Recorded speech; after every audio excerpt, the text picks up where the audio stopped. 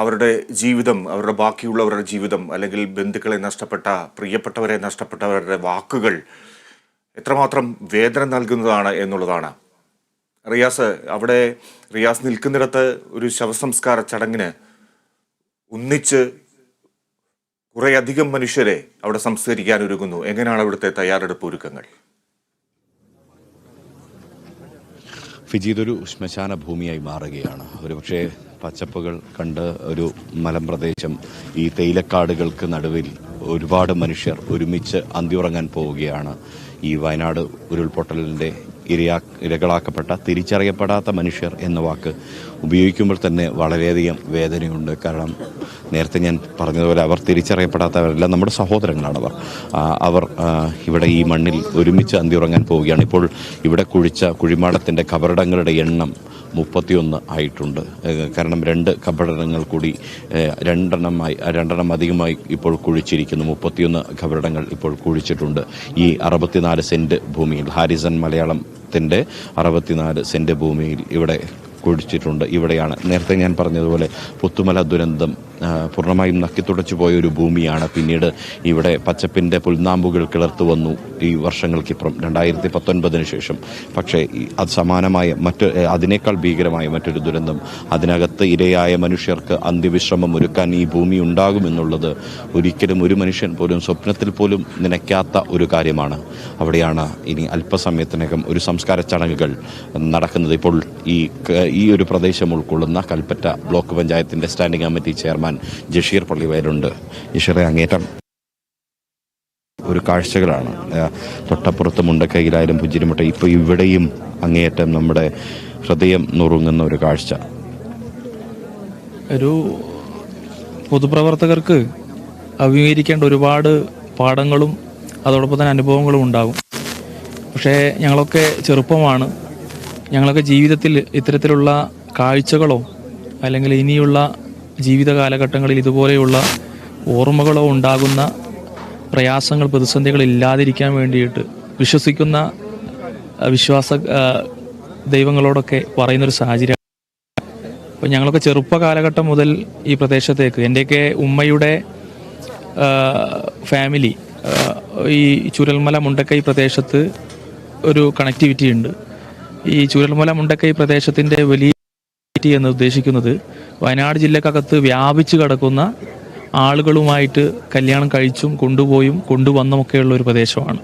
അപ്പോൾ എൻ്റെയൊക്കെ ചെറുപ്പ കാലഘട്ടത്തിൽ അന്നത്തെ സഞ്ചാര ഇതുമായ ജീപ്പിലൊക്കെ വന്ന് ഈ പ്രദേശത്ത് വന്ന് കല്യാണം കൂടിയും അതോടൊപ്പം തന്നെ കളിക്കളത്തിൽ കളിക്കാരുമായി വന്ന് കളിച്ചും അവിടെയുള്ള ആളുകളുമായി എല്ലാ രീതിയിലും സൗഹൃദം പുലർത്തിയ ആളുകളാണ് ഞങ്ങൾ.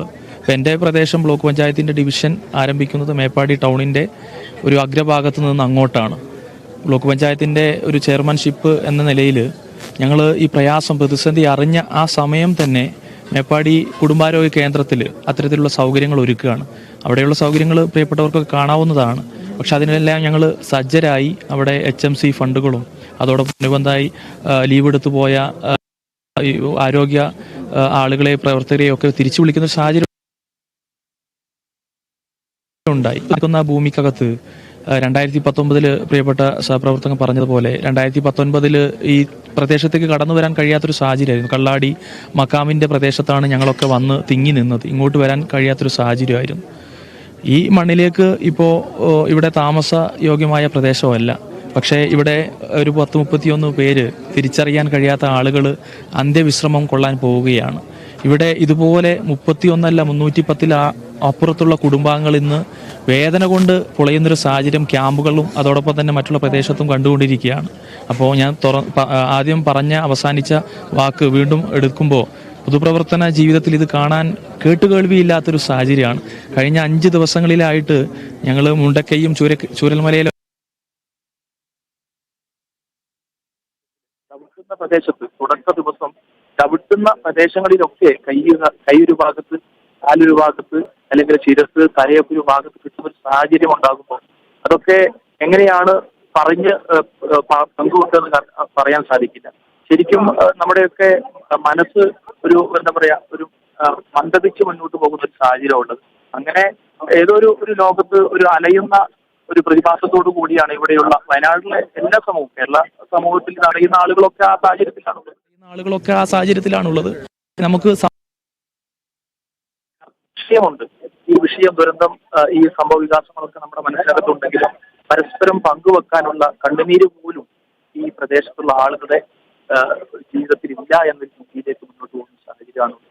അതായത് ഈ മനസ്സിന്റെ വിങ്ങൽ വാക്കുകളെ നിശബ്ദമാക്കുന്നു, ഇടറിപ്പോകുന്നുണ്ട് ശബ്ദം എന്നുള്ളതാണ്. അതെ, അതാണ്. അതായത് നമ്മളൊക്കെ ഒരു സമൂഹത്തിനകത്ത് എന്തും നേരിടാൻ തയ്യാറായി നിൽക്കുന്ന ആളുകളാണ്.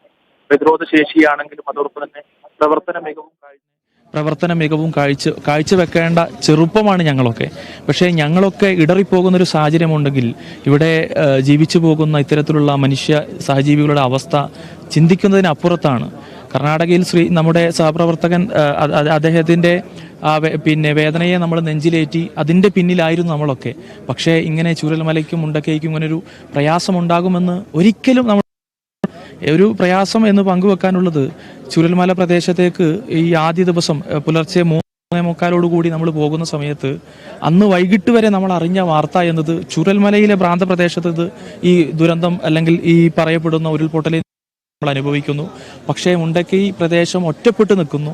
ഗ്രീൻ വാലി റിസോർട്ടിലെ ആളുകൾ തിങ്ങി അവിടെ ഒറ്റപ്പെട്ടു നിൽക്കുന്നു. അവർക്ക് 100-ലധികം ആളുകളിൽ അവർക്ക് ഭക്ഷ്യ പദാർത്ഥങ്ങൾ എത്തിക്കുക എന്നത് മാത്രമായിരുന്നു നമുക്ക് കിട്ടിയ അറിവ്. നമ്മൾ കാണുന്ന ചൂരൽമല പള്ളിയുടെ പരിസരം വരെ ഞങ്ങളൊക്കെ പോകാൻ കഴിയുന്ന രീതിയിൽ സേന വരുന്നതിന് മുമ്പ്, NDRF വരുന്നതിന് മുമ്പ് ഇവിടെയുള്ള ആളുകളൊക്കെ അങ്ങോട്ട് ഇരിച്ചു കയറുന്ന ഒരു. പക്ഷേ പിറ്റേന്ന് രാവിലെയാണ് മുണ്ടക്കൈയിലാണ് ഇതിൻ്റെ ഏറ്റവും വലിയ നടന്നത് എന്നൊരു വാർത്ത നമ്മൾ അറിഞ്ഞത്. എനിക്കിപ്പോഴും ആ പ്രയാസം, അതായത് ഞാൻ പറഞ്ഞു വരുന്നത്, കുറച്ച് മുമ്പ് മുണ്ടക്കൈയും ഇതുപോലെ വലിയ പ്രയാസം അനുഭവിക്കുന്ന ദുരന്തത്തിൻ്റെ തുടക്കം അവിടെയാണ് വ്യാപിച്ചത് എന്ന് അറിഞ്ഞിരുന്നെങ്കിൽ ഞങ്ങൾ ചൂരൽമല പള്ളിക്ക് മുമ്പിൽ വരെ എത്തിയ ഞങ്ങളൊക്കെ എല്ലാവരും ഒരുമിച്ച് ചിലപ്പോൾ മുണ്ടക്കൈയിലേക്ക് പോകുന്നൊരു സാഹചര്യം ഉണ്ടാകുമായിരുന്നു. അതുകൊണ്ട് അത്തരത്തിലുള്ള ഒരു കാര്യങ്ങൾ നമുക്ക് ഒപ്പിയെടുക്കാനുള്ളൊരു സാഹചര്യം ഉണ്ടായിട്ടില്ല എന്നത് ഈ സാഹചര്യത്തിൽ പങ്കുവെക്കുകയാണ്. തീർച്ചയായും ഫിജി, കാരണം അങ്ങേറ്റം വേദനാജനക, കാരണം ജഷീറിൻ്റെ വാക്കുകളൊക്കെ നമ്മളെ കൂടി കരയിക്കുന്ന ഒരവസ്ഥയാണുള്ളത്. ജഷീർ പറഞ്ഞൊരു വാക്ക് ഞാൻ അതിൽ നിന്നും കടമെടുത്തൊരു വാക്ക് പറയുകയാണ്. കാരണം ഷിരൂരിൽ അർജുൻ കാണാമറത്തിരിക്കുന്ന സമയത്ത് അർജുനെ കണ്ടെത്താൻ സാധിക്കട്ടെ എന്ന് മുണ്ടക്കൈയിലിരുന്ന് പ്രാർത്ഥിച്ച മനുഷ്യരുണ്ട്. അർജുന് വേണ്ടി, ഷിരൂരിലെ അർജുന് വേണ്ടി കാണാമറയെത്തിരിക്കുന്ന അർജുൻ, അതിൽ നിന്നും പുറത്തുനിന്ന് അർജുനെ കണ്ടെത്തട്ടെ എന്ന് പ്രാർത്ഥിച്ച മനുഷ്യർ ഇന്ന് മണ്ണിനടിയിൽ പുതഞ്ഞ് കാണാമറയെത്തിരിക്കുകയാണ്. അത് വിധിയുടെ വൈപരീത്യമാണ്. അതേ ഷിരൂരിൽ ഉപയോഗിച്ച ഐബോർഡ് സംവിധാനമാണ് ഇന്ന് മുണ്ടക്കൈയുടെ മണ്ണിൽ സൈന്യം ഉപയോഗിച്ചത് ഒരാഴ്ചകൾക്ക് ശേഷം എന്നുള്ളത്. ഇതാണ് പ്രകൃതി തരുന്ന ദുരന്തത്തിൻ്റെ വ്യാപ്തിയും അല്ലെങ്കിൽ വിധിയുടെ ഒരു വിചിത്രമായ വൈപരീത്യം എന്ന് നമുക്ക് പറയാൻ കഴിയുക. അങ്ങനെയൊരു ദൗർഭാഗ്യകരമായൊരു നിമിഷം കൂടിയാണ് ഈ പുത്തുമലയുടെ മണ്ണിലേക്ക് നമ്മളെ എത്തിച്ചത്. കാരണം 2019 പുത്തുമലയിൽ പൂർണ്ണമായും വയനാടിന്റെ മണ്ണിൽ, വയനാട് മുണ്ടക്കൈയുടെ മണ്ണിൽ പൂർണ്ണമായും ഈ ഉരുൾപൊട്ടൽ നക്കി തുടച്ച സമാനമായ ദുരന്തം 5 വർഷങ്ങൾക്കിപ്പുറം അതേ ഓഗസ്റ്റ് 8-നായിരുന്നു അന്ന് ആ ദുരന്തം ഉണ്ടായത് എങ്കിൽ ഇന്ന് മറ്റൊരു ഓഗസ്റ്റ് 4 കഴിഞ്ഞ ഈ പുത്തുമല ദുരന്തത്തിന്റെ 5ാം വാർഷികത്തിന്റെ 4 ദിവസങ്ങൾ മാത്രം ബാക്കി നിൽക്കെ അന്ന് ഉരുൾപൊട്ടൽ നക്കി തുടച്ചു പോയ മണ്ണിൽ ഇന്ന് മുണ്ടക്കൈ ഉരുൾപൊട്ടൽ നക്കി തുടച്ചു പോയ മുണ്ടക്കൈയുടെ മണ്ണിൽ ജീവൻ പൊരിഞ്ഞ് തിരിച്ചറിയപ്പെടാനാവാത്ത 31 മനുഷ്യർ ഇവിടെ അന്ത്യവിശ്രമം കൊള്ളാൻ പോവുകയാണ്. ഒരിക്കൽ കൂടി പറയുന്നു, അവർ തിരിച്ചറിയപ്പെടാത്തവരല്ല. അവരുടെ ബന്ധുക്കളായി നമ്മളുണ്ട്. അവർ നമ്മളുടെ സഹോദരങ്ങളാണ്. ഫിജി, റിയാസ്, എപ്പോഴാണ് അവരെ ഇവിടേക്ക് എത്തിക്കുക? ഇനിയും അവിടെ എന്ത് തയ്യാറെടുപ്പുകളാണ് അവസാനമായി പൂർത്തിയാകാനുള്ളത്, ഒരുക്കങ്ങളാണ് പൂർത്തിയാകാനുള്ളത്? ഇവിടെ അന്ത്യവിശ്രമ ചടങ്ങ് നടക്കുമ്പോൾ നേരത്തെ സൂചിപ്പിച്ചിരുന്നു, സർവ്വമത പ്രാർത്ഥന നടക്കും, മറ്റ് ജനപ്രതിനിധികളും ബന്ധപ്പെട്ട ഉദ്യോഗസ്ഥരും ഒക്കെ എത്തുമായിരിക്കാം. ആരെയൊക്കെ നമുക്ക് അവിടെ പ്രതീക്ഷിക്കാനാവും? എങ്ങനെയാണ് മറ്റു ക്രമീകരണങ്ങൾ? ഈ അന്ത്യസംസ്കാരം എങ്ങനെയാണ് ഒരുക്കുക?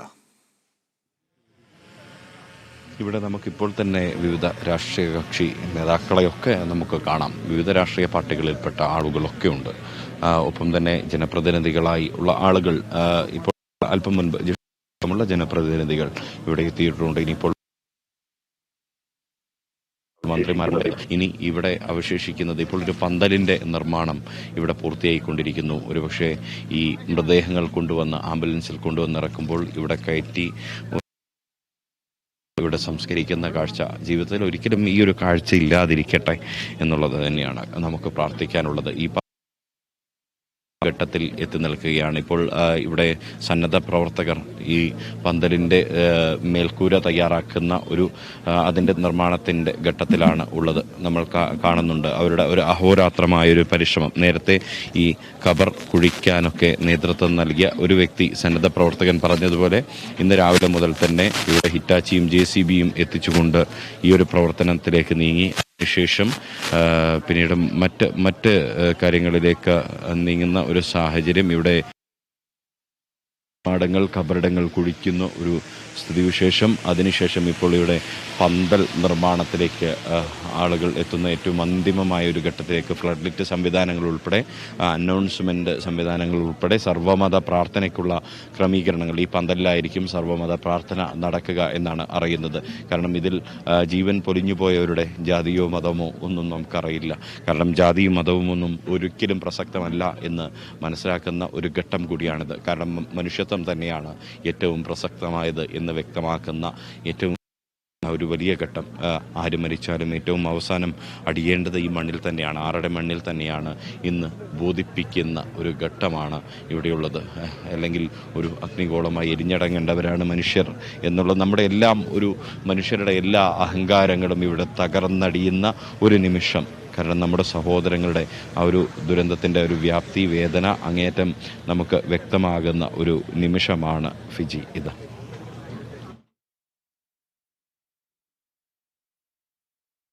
റിയാസ്, നമുക്ക് ആ കാഴ്ചകളിലേക്ക് തന്നെ അല്പനേരം കൂടി ഉള്ളിലേക്കുന്നതെങ്കിലും നിൽക്കേണ്ടതുണ്ട്. അവിടെ മണ്ണുമാന്തി യന്ത്രങ്ങൾ ഒക്കെ ഉപയോഗിച്ചാണ് ഈ കുഴി എടുത്തത്. 31 പേർക്കുള്ള കുഴിമാടങ്ങളാണ് ഇപ്പോൾ തയ്യാറായിരിക്കുന്നത്. സർവ്വമത പ്രാർത്ഥന നടത്തി ആണ് ജനപ്രതിനിധികളും മന്ത്രിമാരും ഒക്കെ അവിടെ എത്തും എന്ന് തന്നെ കരുതാം. സന്നദ്ധ പ്രവർത്തകർ അതിനുവേണ്ടി ഈ ശവസംസ്കാര ചടങ്ങിന് വേണ്ടി കൂടുതൽ വലിയ ശ്രമങ്ങൾ അവിടെ നടത്തുകയാണ്.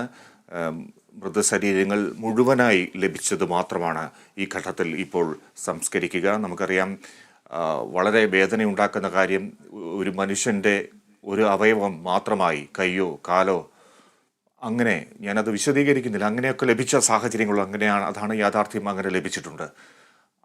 അക്കാര്യത്തിൽ അവയൊക്കെ സംസ്കരിക്കുന്ന കാര്യത്തിൽ ഇനിയൊരു തീരുമാനം വരേണ്ടിയിരിക്കുന്നു. ഒരു ശരീരഭാഗമെന്നാൽ ആ ഒരു വ്യക്തി തന്നെയാണ്, അങ്ങനെ കാണാൻ കഴിയൂ. അത് കൂട്ടിയോജിപ്പിക്കാൻ, ഭൗതികമായി കൂട്ടിയോജിപ്പിക്കാൻ കഴിയില്ലെങ്കിലും അത് ആ ശരീരഭാഗം ഒരു വ്യക്തിയുടെ പ്രത്യേക അടയാളങ്ങളാണ്, അല്ലെങ്കിൽ ആ വ്യക്തിയുടെ പൂർണ്ണതയാണ് ആ ശരീരഭാഗം എന്ന് തന്നെ നമുക്ക് ഈ ഘട്ടത്തിൽ കാണേണ്ടിയിരിക്കുന്നു. റിയാസ്, ഇനിയും എത്ര നേരം കഴിഞ്ഞാൽ അവരെ ഇങ്ങോട്ട് എത്തിക്കും? എവിടെ നിന്നാണ് ഇത് കൊണ്ടുവരുന്നത്? അന്തിമ തയ്യാറെടുപ്പ് എങ്ങനെയാണ്? നമുക്ക് ആ ദൃശ്യങ്ങളിലേക്കും വിശദമായി പോകേണ്ടതുണ്ട് റിയാസ്. തീർച്ചയായും നമുക്ക് ആ ദൃശ്യങ്ങൾ തന്നെ കാണാം. കാരണം ഇവിടെ അടുപ്പിച്ചുള്ള ഖബറിടങ്ങൾ, 6 അടി മണ്ണിൽ 6 അടിയോളം താഴ്ചയുള്ള ഈ കുഴിമാടങ്ങൾ, 6 അടിയോളം വീതിയുള്ള കുഴിമാടങ്ങൾ നമുക്ക് ഇവിടെ കാണാൻ സാധിക്കുന്നുണ്ട്. വളരെ വേദനിപ്പിക്കുന്ന ഒരു കാഴ്ചയാണ് ഇത്. എന്തായാലും ഈ മൃതദേഹങ്ങൾ അല്പസമയത്തിനകം, ഇതിപ്പോൾ ഉള്ളത് മേപ്പാടി CWC കുടുംബാരോഗ്യ കേന്ദ്രത്തിലെ ആണ് അവിടെ തന്നെ സൂക്ഷിച്ചിരിക്കുന്നത്. അവിടുത്തെ മൊർച്ചറിയിൽ സൂക്ഷിച്ച മൃതദേഹങ്ങളാണ്. ഈ ഒരു പ്രക്രിയകളെല്ലാം തന്നെ പൂർത്തീകരിച്ചതിന് ശേഷം ഇവിടേക്ക് എത്തുക. അത് ഇനിയിപ്പോൾ ഇവിടെ മറ്റ് പ്രക്രിയകളെല്ലാം തന്നെ, കൂടുതൽ ഖബറിടങ്ങൾ ഇപ്പോൾ കുഴിക്കുന്നുണ്ട് എന്നാണ് ആ ഒരു കാഴ്ചയാണ് നമുക്ക് ഇവിടെ കാണാൻ സാധിക്കുന്നത്. ഇപ്പോൾ നേരത്തെ ഞാൻ സൂചിപ്പിച്ചതുപോലെ 31 എന്നുള്ളതിനപ്പുറത്തേക്കും കൂടി ഇവിടെ ഖബറിടങ്ങൾ കുഴിക്കുന്നു എന്നുള്ളതാണ്. ഇനി സെന്റ് ഭൂമിയിൽ കുഴിക്കാൻ പറ്റുന്ന അത്രയും ഖബറിടങ്ങൾ കുഴിച്ചുകൊണ്ട് ഉള്ള ആളുകൾക്ക് ഈ അന്ത്യവിശ്രമം, നേരത്തെ ഞാൻ സൂചിപ്പിച്ചതുപോലെ ഏറ്റവും ആദരവോടെ, ഏറ്റവും അന്ത്യസമയത്ത് അവരർഹിക്കുന്ന ഏറ്റവും വലിയ ആദരവോടുകൂടി അവരെ യാത്രയാക്കാനുള്ള ഒരു ശ്രമമാണ്, ഒരു പരിശ്രമമാണ് ഇപ്പോൾ ഏറ്റവും അവസാനത്തെ ഒരു ആദരവ് വിടവാങ്ങൽ ചടങ്ങ് എന്ന് പറയുന്നത് അത് സർവ്വമത പ്രാർത്ഥനകളോടുകൂടി നടക്കുന്നു. ഒരിക്കൽ കൂടി പറയുന്നു, ജാതിയും മതവും ഒന്നുമല്ല പ്രസക്തം, മനുഷ്യത്വമാണ് പ്രസക്തമെന്ന് തെളിയിക്കുന്ന ഏറ്റവും ദുഃഖകരമായ നിമിഷങ്ങളിലൂടെയാണ് നമ്മൾ ഓരോരുത്തരും ഇപ്പോൾ കടന്നുപോയിക്കൊണ്ടിരിക്കുന്നത്.